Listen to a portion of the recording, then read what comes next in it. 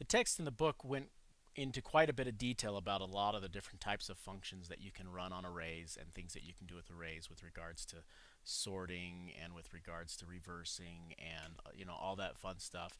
And I wanted to just take a few minutes to show some quick examples of that working a few working examples of that. And in order to do that, let's go ahead and just take some examples right out of the book and apply it to these arrays that we have already been dealing with in the last few examples. So let's go ahead and jump right in. And the first one we want to talk about is the sort example from example 18.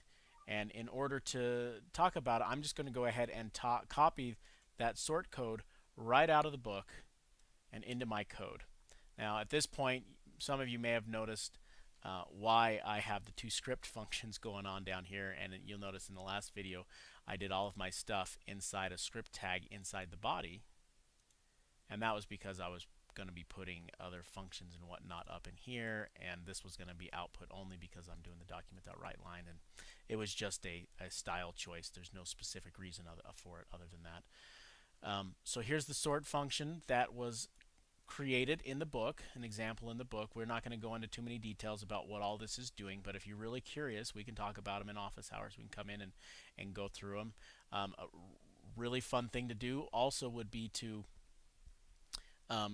copy this code that I'm writing here and get the code from the book and do the developer tools inside Chrome and do the debugging and actually watch it moving the elements around in the array, because it's basically all it's doing. It's taking that concept of the swap where we were swapping the values of two variables, and it's just expanding it so much more and moving through an array and swapping through things until the whole thing is sorted. It's kind of fun to watch. We're not going to do that right now. I just wanted to show this to you briefly and show you it working. So we've got this sort function that we got from the book, and we can simply pass in our sample array. And as soon as I do that, you'll notice over here that my sample array gets sorted.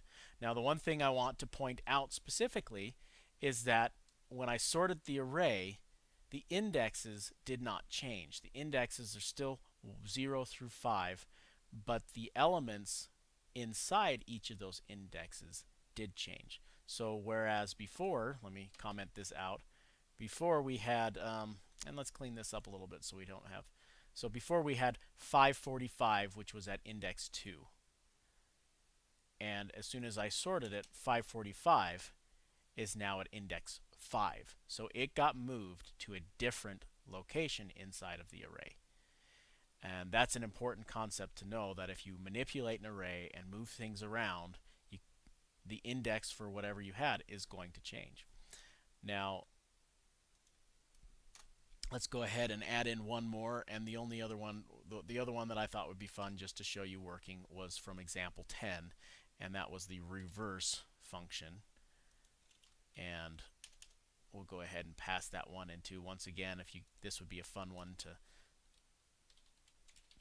do some debugging with, to see it actually changing these values as it goes through. And you'll notice that it simply gets reversed. And once again, the indexes did not change, but the values stored at each index did change. These same functions happen to work with strings as well that were in the book. So you'll notice here that the original order of these with nothing done has got Zach at 0 and Amanda at 3. And if I were to sort these, that's going to put Amanda at 0 and Zach at 3. So it sorts those, and then it basically swaps Chris and Daniel. And then we're going to reverse those orders.